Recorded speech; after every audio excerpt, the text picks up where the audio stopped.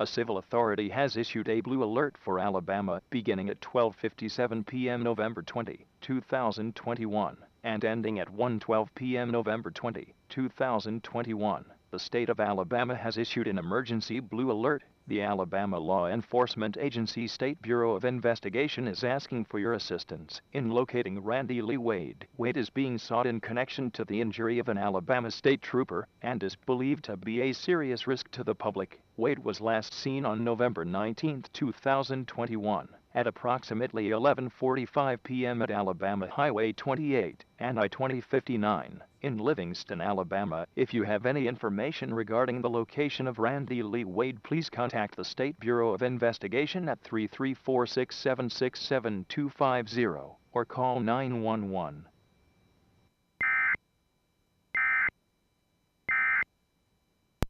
When Christmas comes